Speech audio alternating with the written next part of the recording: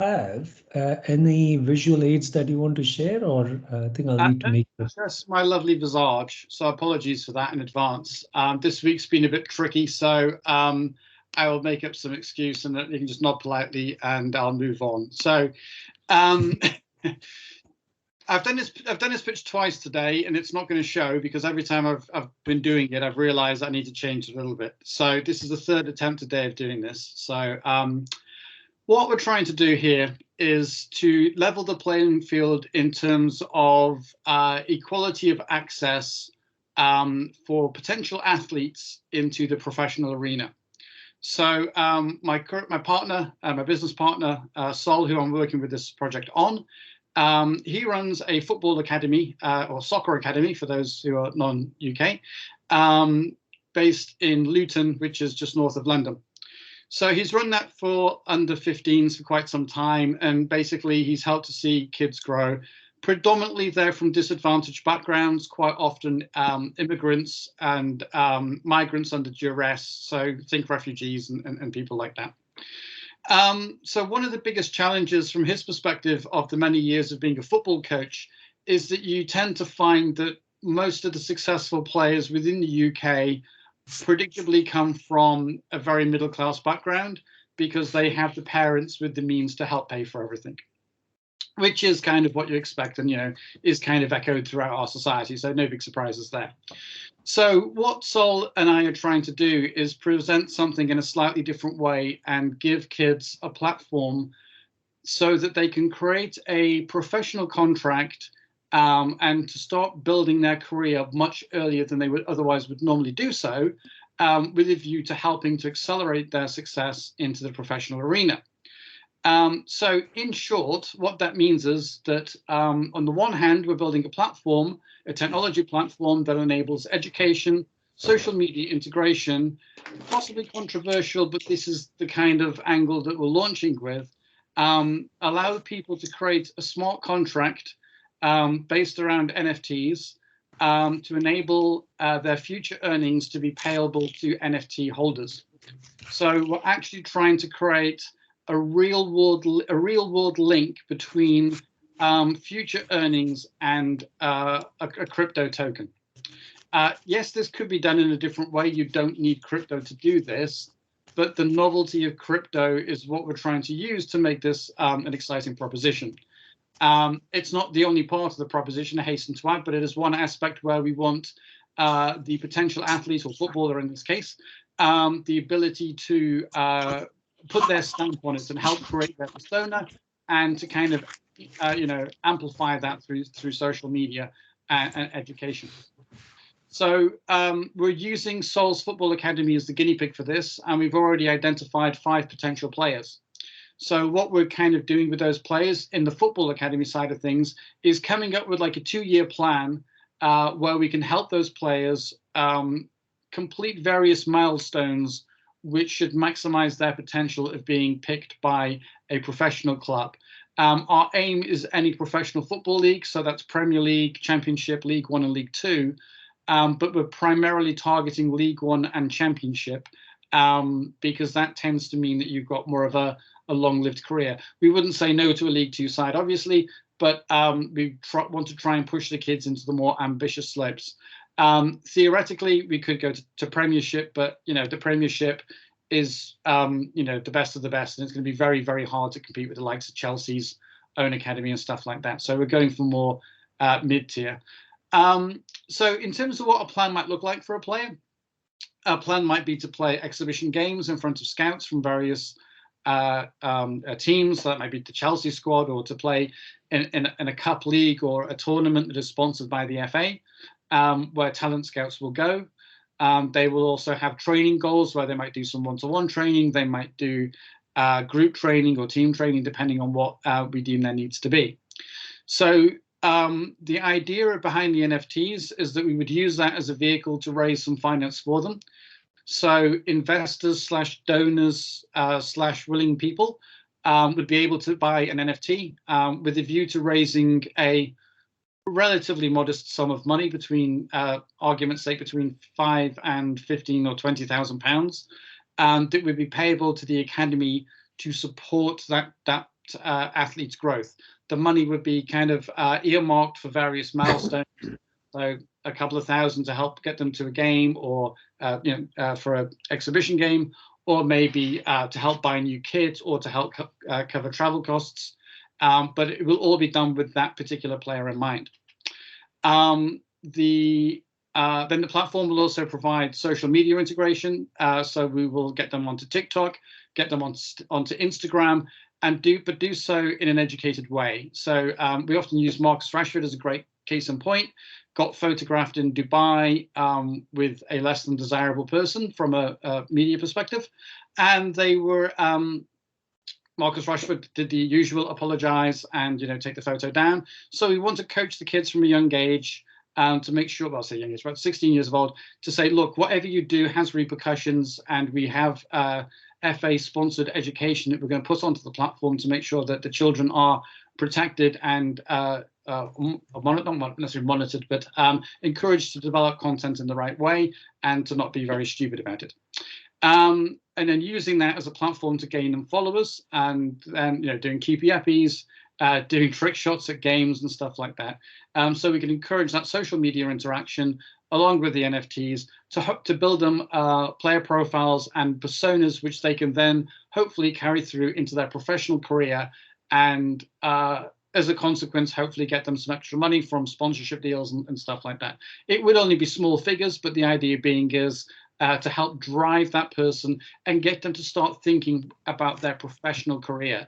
So breaking down we're just playing this football for fun to okay, I want this to be my career. I need to approach this with a professional mindset, and it's giving them that rounded education. So they need to be good on the pitch and off the pitch, and that's something that Sol does in his training with his trainers to make sure that the kids understand that this is a professional engagement, and they have to take it seriously. It's not just for fun.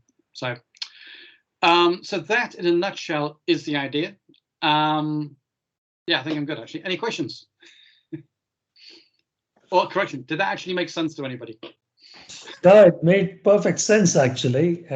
Interesting. So it's an NFT. Essentially, you're becoming not just coaches, but also looking at almost becoming managers of these future footballers, really, isn't it? And that's where the whole model is sitting, I guess. Yes, absolutely. So the idea being is that we, if we go down this route with any given player, obviously we negotiate with the parents or legal guardians, and we create a fair and balanced contract. The idea being is that we would make a claim for between 1% and 5% of their future earnings over 10 years or 5 years, depending on what we agree, and they would return that money, or that would be payable to the NFT holders as a kind of dividend. So in that way, encouraging the NFT holders to invest in it, because it is an investment. The sad reality is most of them won't be successful footballers, but in which case they're left with no debt. We're very clear that if the player, for whatever reason, walks away, doesn't work out, doesn't pan out, then that's it. That there's no money payable. It's just gone. Now, obviously, to make that attractive for the investor, we need to make sure that there's something there for them at the end.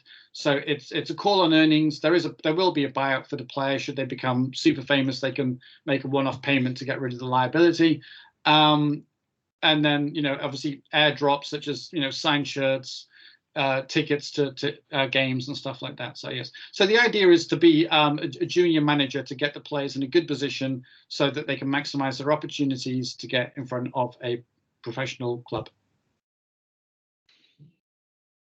Link, you've got your hand up.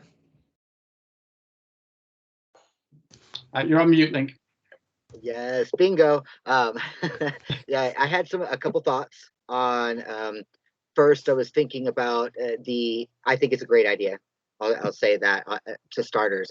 I think when you're looking at a demographic of youth that maybe has struggled or doesn't have access and thing, like this is a long-term investment versus like a short-term, say, upskilling or things like that. So it might behoove you definitely on to have an action plan on how you might address the issues of getting the parents buy-in as you identify, this talent out there, because the parents buy in and the investment of their time, how are they going to get them there? How are you going to get the kids to the how are the kids going to get to the opportunities? The second piece I was thinking of too is it might behoove you guys to go and connect with the companies that provide training to the kids that are playing the sports. I guess it's football in this case. So the trainers that are working with already existing teams and such, that maybe there is like a tax credit that they can receive by providing the free training aspects, so that it doesn't cost the NFT buyers that money to pay for that training. So it's a benefit then to them as well. And I was thinking that aspect. And then lastly, I had a question. My question is, who are your 5 people that you already have on board? What are their demographics or background, experience, and success rate at doing similar type models? Okay, cool. So first one, I do apologize. Could you quickly refresh me on the first one? I do apologize, I've forgotten. Oh, my comment about the thoughts about getting the parents on board. What's the strategy and plan on how you're going to do that? So, so this is a tricky one, because some parents are not interested in being involved. Some parents want to be involved, some can't, and they can't afford it. So the children we're aiming at are 16 in the UK. So they are that kind of weird spot between 16 and 18, where they are of legal age for some stuff, but not necessarily other stuff. They still need guardians' permissions. So as much as is possible, we're trying to give the kids the opportunity to have that independence, to start feeling that independence and grow by themselves. Any contract they sign must be done with a legal guardian in mind. And Sol's already identified 5 players. I don't know all their ethnicities. 2 are Black British, because I've met them. They're the only 2 I know. Forgive me, I didn't realize it was students. I thought you meant like partners that are going to develop the NFTs with you. Oh no, I'm sorry, my apologies. No, the players' demographics don't matter. Never mind. They're players. So we've got 5 players identified. Now, in terms of the structure, so there's myself on the tech side, there's Sol on the football side. We've got a partner with Luton Town FC, hence why I keep mentioning them, because one of their senior coaches who helps with their professional team in the championship, he's involved in a project. I have web developers. Part of the reason why this is so unprepared is that we had a designer. They dropped out last week. So I've been trying to find another designer, hence why I've done this kind of pitch twice today, because I've been talking to a few designer colleagues to help build out the UX.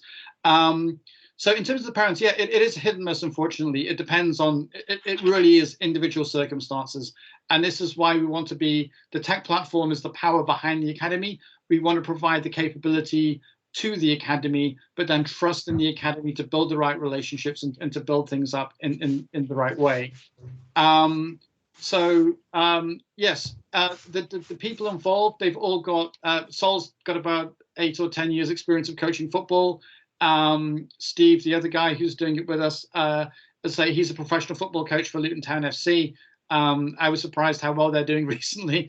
Last time I remember looking at them, they were like down in the basement, but they're doing quite well recently. So in terms of experience, that's what makes us viable, is that we've got the first customer for the platform through Inspire Football Academy, that Sol's Football Academy. So they are our first customer. The idea being then to scale this to any sport in any probably developed country. But yeah, the platform itself is just a tech piece that can scale at will. It's then building relationships with the various academies or sporting individuals to help facilitate that. I mean, a great case in point, if you've been following the Winter Olympics in the UK, is a lady called Amelia, I've forgotten her name, Sendberg or something. Her and her partner, they basically had to self-fund by setting up their own coffee business. And that's how they managed to raise the funds to go to the Winter Olympics. So we would be looking to help that kind of person to achieve their dream and, you know, have some sort of clawback or you know, shared revenue model where we can say, if you're successful, this is what it looks like. I mean, I personally would have been happy to chip in 20 or 30 quid to help Amelia achieve her dreams of representing the UK in the Olympics. Was there anything else, Lincoln? I think I covered your points, but please correct me if there's anything I didn't answer. That was great, thank you. So I've got something, Jake, in terms of, sorry, Balaji, I beat you to you're raising hand. It's an interesting one. The bit I'm thinking through here is essentially you're getting people to sponsor potential footballers, and their success rate is going to be a negligible one in terms of people who are looking at NFTs as an investment. They're going Yeah. to say, yeah, I'll put into this. And if we are really looking at it as an investment vehicle, then people will want to know more about the footballer and what is it that I'm investing in. So how would you almost make it objective for someone, let's say I want to sponsor, there are 10 candidates there. How would I know which one do I want to invest in, I guess? So I think, like you say, look, the success rate is going to be near negligible. So it's not a traditional investment. You would have to go in this with your eyes wide open, and this will be called out in big letters everywhere on the website. This is going to appeal to people with an interest in football who don't mind a punt. So it's almost gamblers, almost, if you like, rather than investors. Or people that can take a long-term view, or maybe not even high net worth individuals. If you were to get 10 NFTs, you got one in the Premiership, two in the Championship, and then one in the lower league, and 5 failed, then that should pay for itself and give you a decent return. So it's more of a index fund approach if you wanted to make money. Friends and family might choose to invest, or colleagues from the same community. It's more of a gamble than an investment, in the sense of the reality of getting a return. In terms of making people aware, so as I say, we will create and we will publish a player plan. The play will engage in social media. Part of the requirement for this will be that they engage in social media, that they showcase what they do, they showcase progress, and they be transparent about the successes and failures, so that they can get the whole rounded experience. It is a punt. There's no two ways about it. It just gives another option and another avenue to people that might not otherwise have the opportunity. Awesome. And thanks for clarifying that, because I think the impact side of it is probably greater here than the investment side. And some of the messaging that certainly in the pitch that came across was, this is a great investment vehicle. It probably isn't. This is a great encouragement vehicle.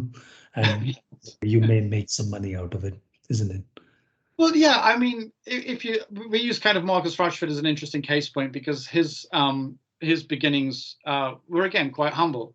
He started from quite low down the pecking order. It's also a bit of bragging rights. Imagine if you had you'd sponsored him, you got a few signed shirts or whatever I mean, that emotionally would be great for a lot of people. And it would, if you've got a signed shirt, that would be worth a few quid. Not to mention the NFT itself, but it is that mix of wanting to help people, taking a punt. I hesitate to use the word investment, because although it is technically an investment, it's the same as saying that playing roulette's an investment. Yeah. No, understand. So Balaji, do you want to go next? And Jacob, please in your hand as well. Yeah, thank you. Hi, Jacob. Hi. It's a brilliant idea. I'm in love with it already, but I don't understand football and management as much as I should, but I understand business. I was wondering if somebody, from an investor's point of view, because it's such a long-term commitment, what is the takeaway for the investor within the short term or medium term, say 2 to 5 years kind of lifespan? Have we got any plans for how they see, even if it's not, making much profit, but maybe, we can prove that it's something that can break even within the short term? So the NFTs themselves would be tradable. So I mean, Okay. in the sense that once you've bought one, you can then trade it. If it can go up and down based on the vagaries of what people want to do. In terms of the short term, it's really about the engagement with the player, with the wider community. If you've bought an NFT, you'll be kept up to date. You'll see the player on social media. You may have the opportunity to go to the games. You will have a mechanism by which you can interact with the player. I'm guessing it'll be kind of a curve where there's a peak of interest, it drops off, something happens, you get a spike of interest, and it drops off again. So it isn't just a go away and come back in 5 years. It's more of a keep following the player, see what happens to them, see how they progress. Obviously, as we expand the platform, we'd love to get sponsors involved. I mean, obviously, something like Nike would be amazing, but even something mid-tier would be great. And any income that is attributable to the player during those 10 years will be payable back. So even in year 2, if they got 100,000 followers on TikTok doing keepy uppies or something, and that generated some income, then that would be payable back as a dividend, and that would be in place from day 1. So it really is about, I'd say, a love of the game in terms of the football, in terms of seeing that player develop and how they grow. Realistically, you'd find out within about between 12 and 24 months how successful they're going to be. If they haven't hit it within 2 years, you could probably write it off as a loss. Fair enough. Thanks for clarifying. I think that's you, Jake. Okay. I was saying mute. There you go. Cool. Jake, I think it's a fantastic concept. I really do. I think it works at so many levels, and it's certainly scalable and can go to different industries. And you, as a manager of people with this platform, can, my goodness, you can have a little slice of many, many pies. But, so it's good for you from that point of view, but it's such a win-win for the kids and the parents of who otherwise would not have a route into that market. Mm-hmm. So from that point of view, they've got access to something that they wouldn't have had access to, which I guess would lend to reasonably generous contracts being signed. So you're going to have some ethics on this one. But what I really like about it is that there's a very big kind of charitable personal component to this, So yes, some people will take a punt. Some people will see it as, a risky but potentially rewarding investment. But then there are others that would contribute because they would give, £10 a month to NSPC or something, those kinds of people that do monthly contributions. Surely a lot of those would be interested in directly being connected to a young sports person's potential start of their career. So, I think it's more than just the punters and the gamblers and the people taking a long shot. I think there's probably a large chunk of people that would like to have some social responsibility or whatever, have that as an avenue. Mm-hmm. Yeah, I mean, agreed. I mean, part of what Sol does at the moment is very much based in Luton and near where he lives in Watford. And our initial conversations going back a couple of years were very much about how do we get the local communities involved and how do we do more with that? Because, I mean, bearing in mind that many of these kids live in rough areas, anything which brings out the community and gets people collectively involved is definitely a plus. I mean, and very much to your point on ethics, that's what we really want to do. We want to be that tech platform that empowers and enables these academies that are in less privileged areas to come up and shine and to have new avenues to raise money for the people that they work with and they represent. So absolutely that. Honestly, I hadn't thought about monthly donations or the monthly subscription fee, which is kind of ironic given my involvement with a different project. But yeah, no, that's great. A great point. Yeah, I didn't think about that one, but yes, thank you for that. That was a good point. Awesome. Are there any more for Jake? We've got the other bit of the conversation to also have. So I think this is brilliant, by the way, Jake. Even without you've shown your usual prowess with your articulate ways of expressing ideas.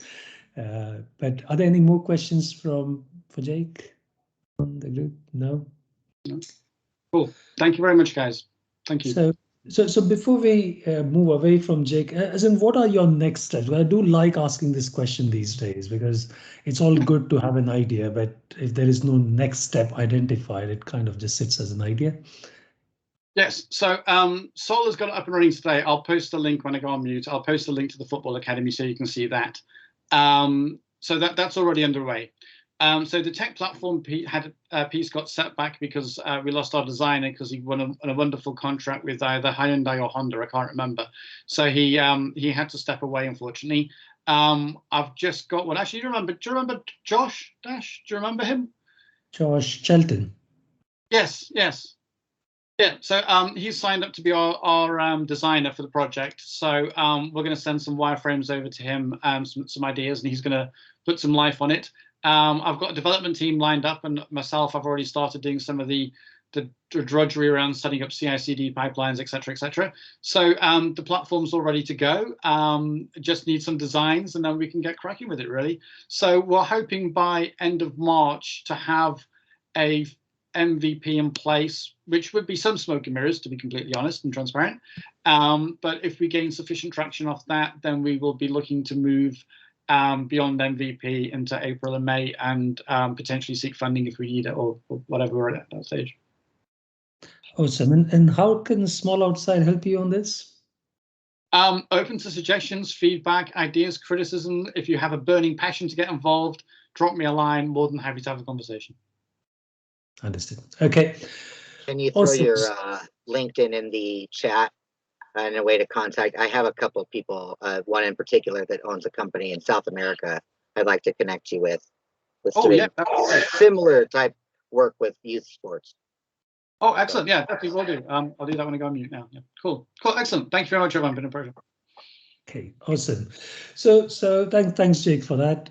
So moving on to the next item on the agenda is really a bit of an introspective session. As in last week, there were other distractions on my own self, which meant I haven't been able to do a lot more on Small Outside that I would have normally done. But it was good opportunity to step back a bit from the detail, and then you start thinking, you take a bit more holistic view, I guess. So if you've caught up with the mail, I've kind of summarized where I think we are with this whole idea.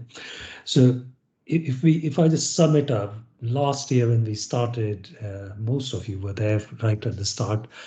It was a very unstructured, it was an amorphous mix of thoughts. I don't think there was anything crystallized there.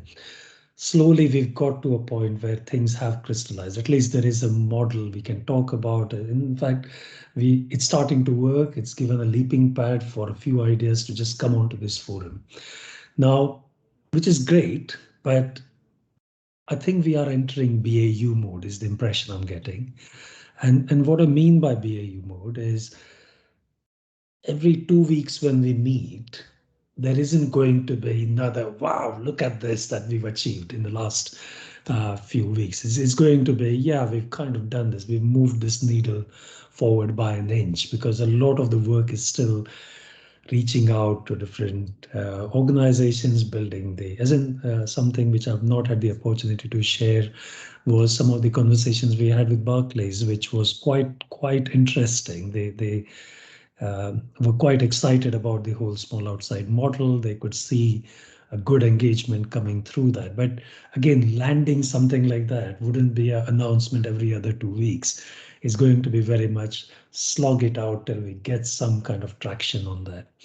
So the question is, and I remain very conscious that you guys are coming and giving your time every other week. I want this to be useful to you as well, as in I see a lot of support coming to me and I benefit immensely from it. But these sessions will become in some ways mundane and boring. And I just want to get a gauge from the team here as to what is it that you feel about that, if it is a general update. And we can do one of two things, or maybe there is a third one. So Baz kindly drove down here and we had again, a very introspective conversation on what needs doing. So I'll put that as the third option. The option one is we carry on with these sessions as we are right now, every 2 weeks. But the expectation will have to be slightly different, that it may be somebody may have an idea, like Jake may come along, or somebody else may come along. Ajit's already lined up. He wants to share his idea, but it wouldn't be every session. So it wouldn't be exciting all the time. It may just be, look, guys, this is what we've done, or look, we've actually not achieved anything in the last 2 weeks, and that's perfectly possible. So that's option one. Option two is we say, actually, it's a drain on time. let's fall back to more a mailing list style approach, which I think becomes a bit disengaging personally. You just see a thing in the mailbox. Okay, I'm saying one no, but it does become friendly on the diary. But there would be specific events. So things like, again, Jake, using your example, if there was Jake coming forward or Ajit coming forward, then we have a specific session that people we organize and people come in and attend. But then the challenge of lining up diaries and all becomes a bigger one.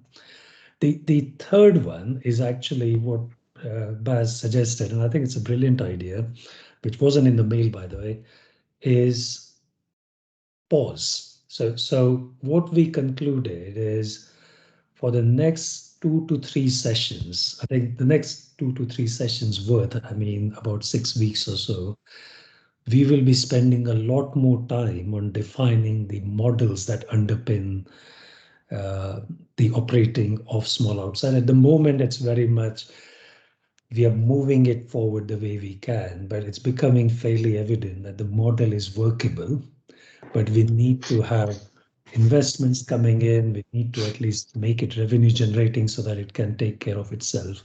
So the next few weeks, we are going to focus on building the financial models around it and identifying a model that will actually work. And at the moment, I do stuff in my free time, but I'm at 30,000 feet and then I'm at 10 feet as well, going into the weeds.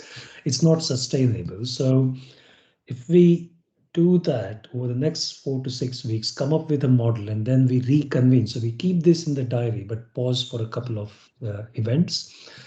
We play back. This is the model. You guys like it, take feedback. Some of you may say, actually, I want to invest into this. And it's something which you may say, actually, let's look at an equity model where everyone can be invested into it. So that may be an option. Don't know yet. But during this 2 or 3 or 6 week period, maybe there is more intense work with some of you who are able to spare time, where we actually shape the model. Because clearly there is energy in this, otherwise we wouldn't be meeting this often. But I think with a small group, maybe it's a working group that needs to come together and say, how do we actually make this into a self-sustaining engine, which doesn't rely on a couple of people giving their time? And that's the third option. So Dinesh, you and Jake have raised your hands. So first I'll take your inputs in and then maybe open it up for the rest of the group. Dinesh, you raised your hand first, so you go. You're on mute. So when you mentioned that, yes, this looks quite mundane and we don't have so much of exciting content. But to me, I am trying a social entrepreneurship in my own time between these 2 weeks. This particular 1 hour is good enough to listen to others, maybe have a moment to echo my thoughts, or I feel compelled to bring something to the table as a progress. This is a nice forum. I think 1 hour in 14 days is not too much. Even if we didn't have an agenda, which is fine. I mean, you don't have to kill yourself to set up the call for the day, but keep the forum on. I think we will all benefit in some way or the other. Listening to Jake and his next steps and his story, it just gives me a nice little confidence that, yes, this is how it starts off. And I've learned something from Jake, though I may not have much to contribute at the moment. But this is a nice forum in a way. If I can't make it for my personal reasons, which is one thing, but if it's there, we should keep it alive. Over to you, Jake. Okay, yeah, I echo what you said there, Dinesh.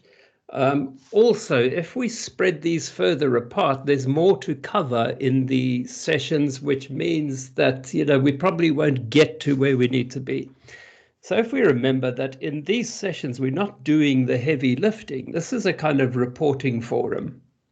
1 hour every 2 weeks is not going to break anybody's bank. If we get to the point where we're getting a little bit light on content, if we perhaps have several formats of this sessions, several potential formats. One will be Dragon's Den, one will be, you know, highlights of whatever's boiling. But it is really an opportunity for us to keep our toe in the water, keep abreast of what's going on. Perhaps we want to have some light, just quick updates. This is what we've been doing, just so that we, who are not involved in the heavy lifting groups that are constantly active, can know what's going on. I certainly wouldn't want to see this spread out any further than every 2 weeks for the hour. Understood. Awesome.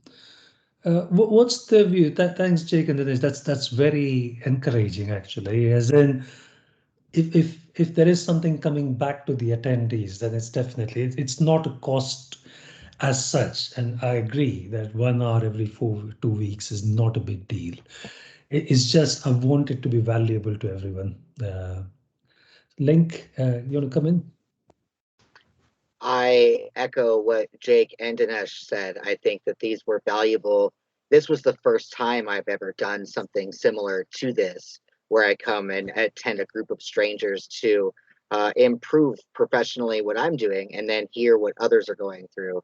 I think it has helped keep me accountable to someone because I'm an entrepreneur. And so sometimes it's hard to be accountable to myself when I'm like, oh, I didn't get that done. But having these every 2 weeks to say, you're going to be put in a hot seat. You're going to have to pick, can you say and sell yourself in 3 minutes? And then the questions and feedback I got back were so useful that it helped guide some of the things that I was doing and what I'm doing now. I think it's also really good for the encouragement aspect that, you know, to hear people say, keep doing what you're doing, or here's some criticisms, for lack of better words, on how you might do that better.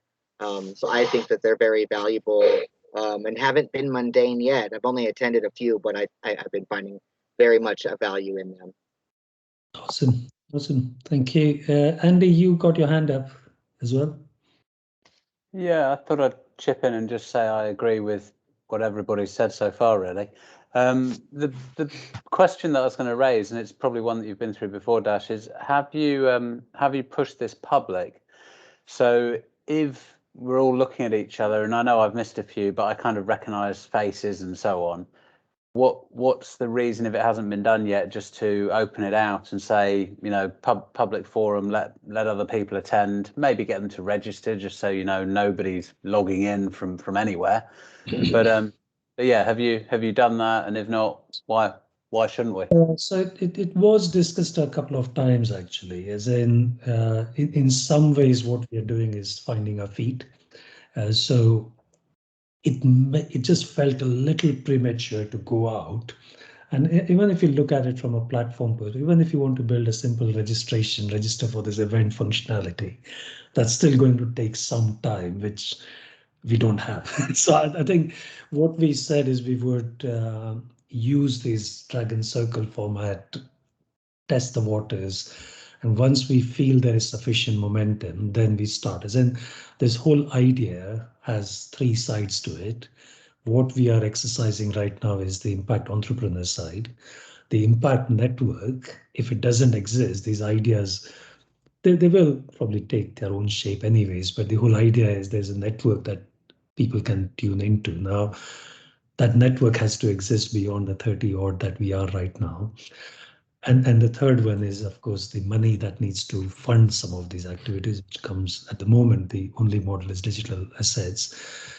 So I don't think we've reached that maturity to open it fully. Now, I'm happy to be challenged on that. And if you think we are actually there, then let's change the conversation and say, let's bring the numbers in. But my fear, I guess, is if people come in right now, they're likely to see, and it's likely to see it as a half-baked thing versus a fully mature thing.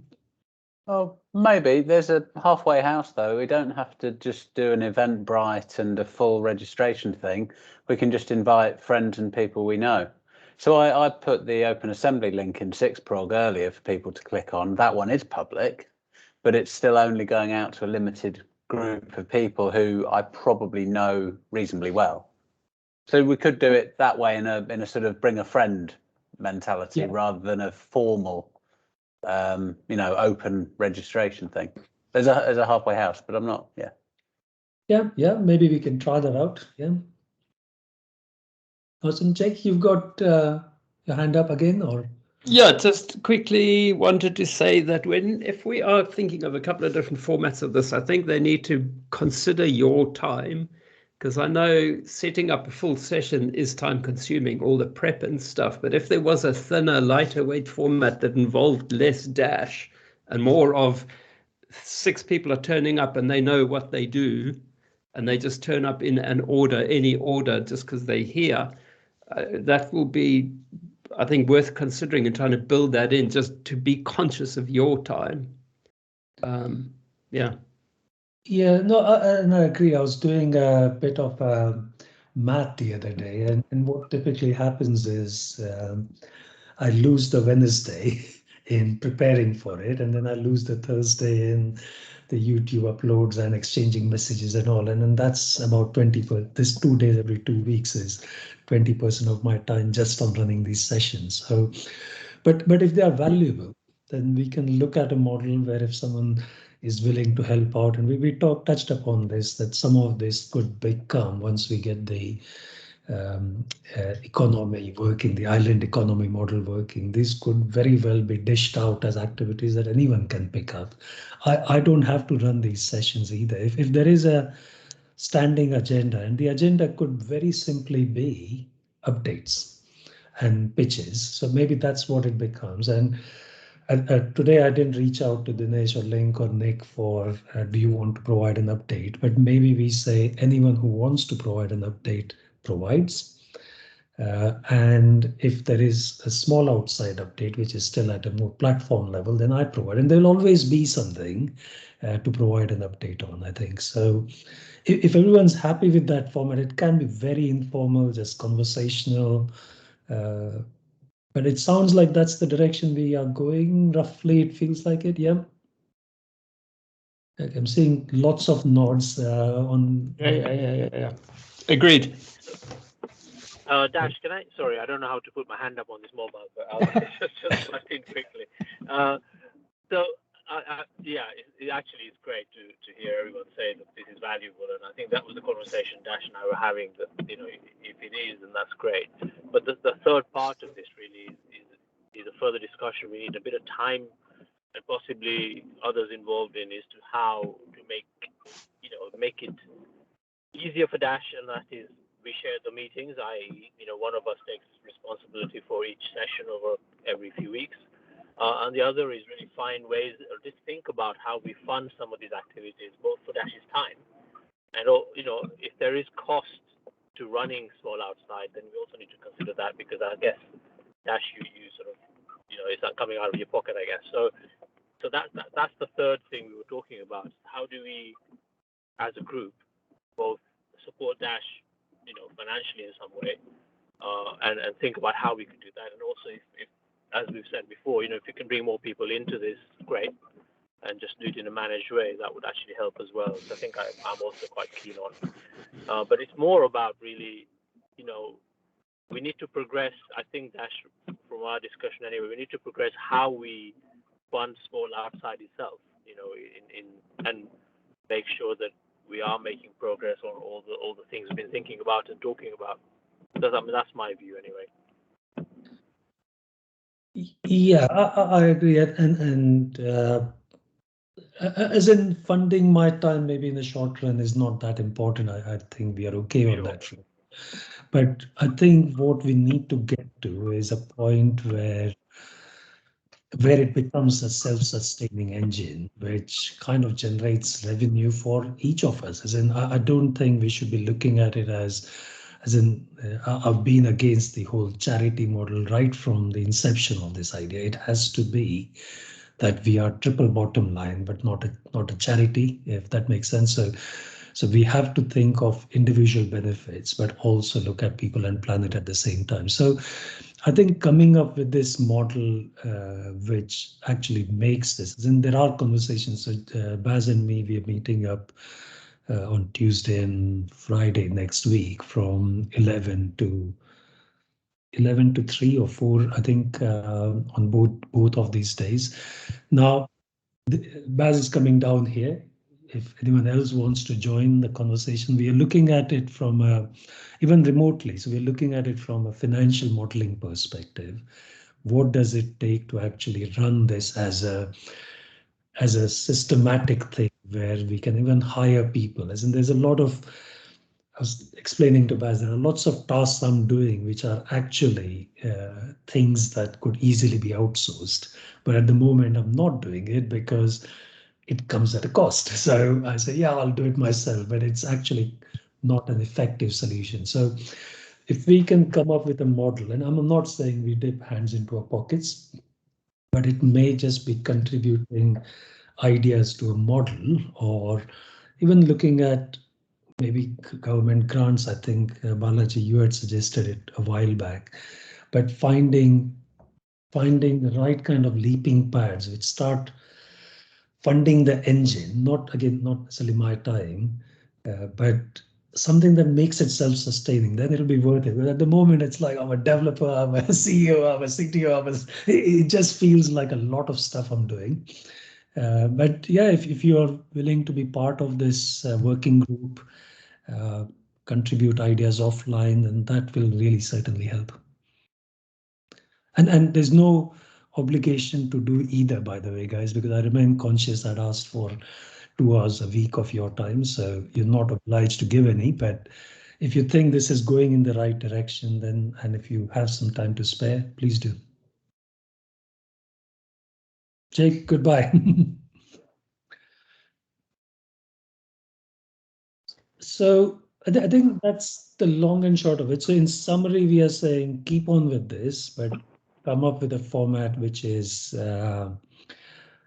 almost self-running without the overheads coming from it. And if anyone's interested in participating more deeply in the working group, then let me know. Yes, Dash, my question is what Jake mentioned. Can we make it thinner, as in what you lose your Thursday and Tuesday preparing and Thursday consolidating? Can we make it thinner, that it is not more than 30 minutes on either side of the meeting and that's about it, where you don't have to consolidate too many things? Because we are a handful few. When we really have a challenge where, yes, we need hands to consolidate things, then we get to it. But even if it is for maybe, I think if we come up with a standing agenda, which is updates from whoever wants to provide, and it may be that there isn't much that people get out of it, out of each session. And if everyone's okay with that, then that's light enough. Then there's no prep time. There is, if someone wants to reach out, they don't even need to plan in advance or ask for a slot from me. They can just turn up and say, look, guys, I want to do this. So I think we can make it light, that's for sure.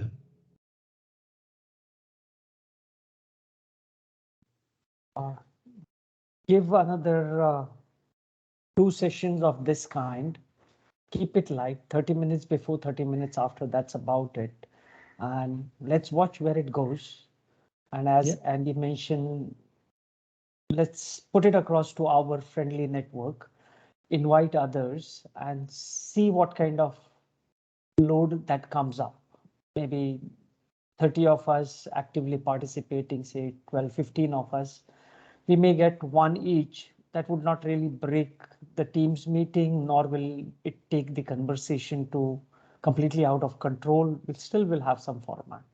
Let's create a problem and then solve it. Yeah, let's do that. As in, do we want to extend this session to our network from the next one then? There will probably be a bit of, is anyone new coming in from the cold will not quite understand what we are doing if they just hear an update but don't have the background to it. Just as long as you're not the one leading that ship to go out and recruit more people, I think you've done a service here to recruit. And if people want to, if we as individuals, we have the link now, if we want to invite, I think we're taking the responsibility of explaining it to the person that we're inviting. kind of what we are so they can get a gist and maybe just notifying you, because that'll just, if you're having to do the back ends where you're following up with that person, connecting with that person, sending them the link, well, now you've just added an hour to your day because we referred somebody. You know, I think it just, as long as the burden of responsibility falls on the individual among the group that wants to invite to those circles, to the circle group. And I think I would have some folks that might be interested now that I'm getting a hang of what's going on. You know, I think there's an element of that there's a couple sessions you got to attend to really figure out how to wiggle in and where you fit. Can I say, I like that and I welcome it. And you're absolutely right. As in onboarding each of you, if you remember, I was having one-to-one conversations lasting about good 30 minutes almost. And they take up time, time that's at a premium at the moment. But maybe because there is, if do we want to pull something together, maybe collectively, which is like not necessarily terms of reference, but a quick overview. This is what we do. And even when you're inviting, it doesn't end up costing you time. I'm happy to stick it on a web page if you want to just quickly gather some thoughts around it. And you can say, look, guys, this is what these guys do. Here's the invite link. As in, if I get some volunteers, maybe that's what we do. And we pull this page together. Yeah, I'd add to that, kind of furthering what Link says a bit and Jake's point around making it light. If we just write up the different formats on what's expected for each format, getting to a definition of ready, then maybe that will help shape people's thinking that they come to the meeting in the right way with the right mindset. Awesome. Given we've got 5 minutes and one hand still up, do we want to try and mature that particular thing? I think so. So the short is yes, let's extend this to a wider audience from next session. It may mean that you don't have the aid to go with it in order. So you may have to spend some time explaining what we do here.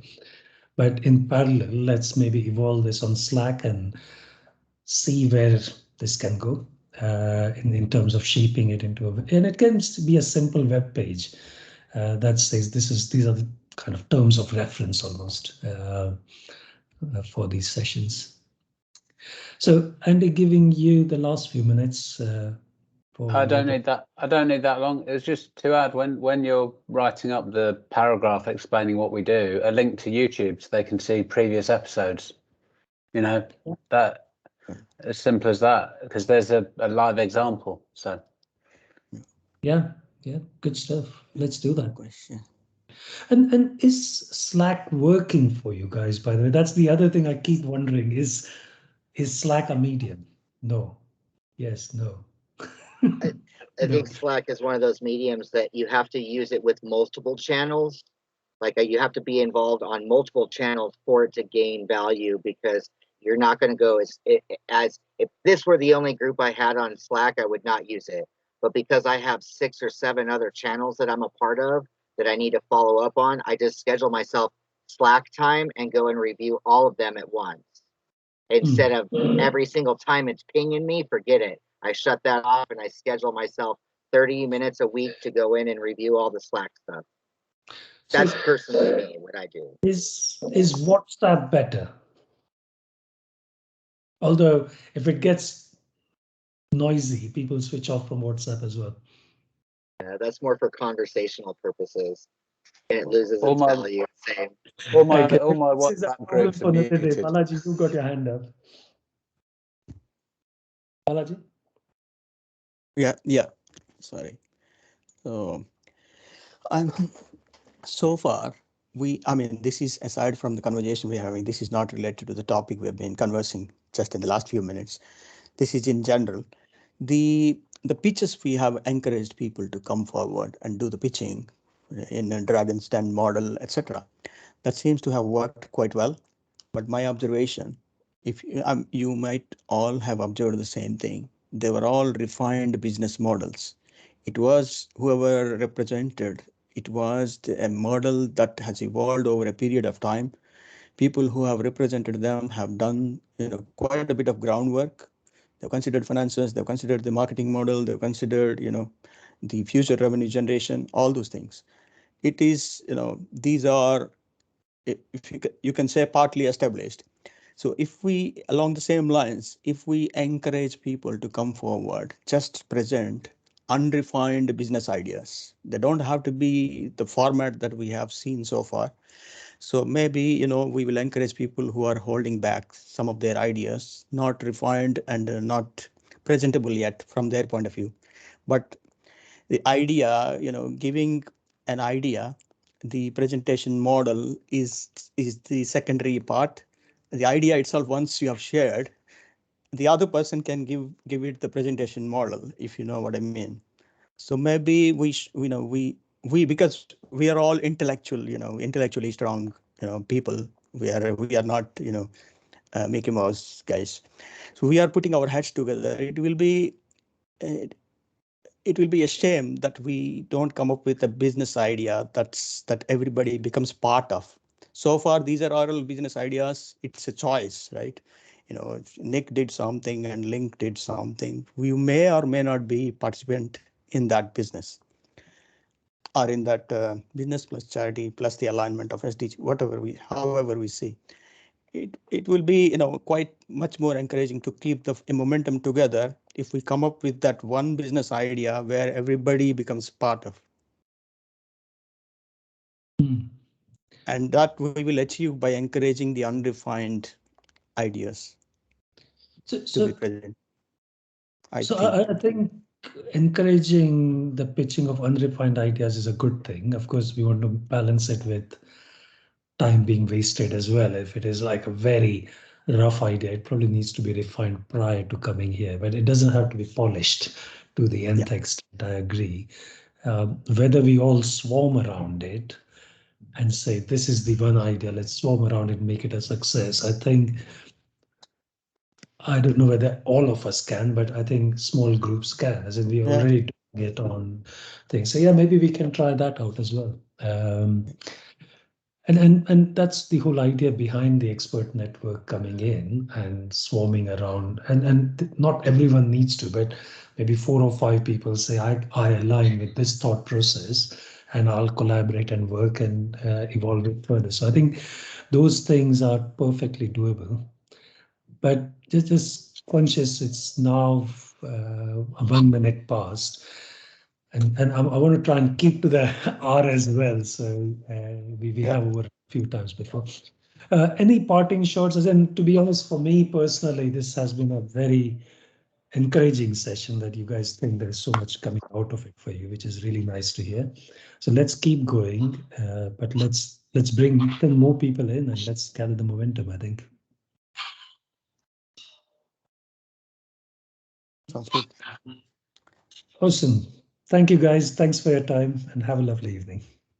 You too. Thank you all. Okay. Have a nice one. Thank you. Thanks, Bye. everybody. Bye-bye.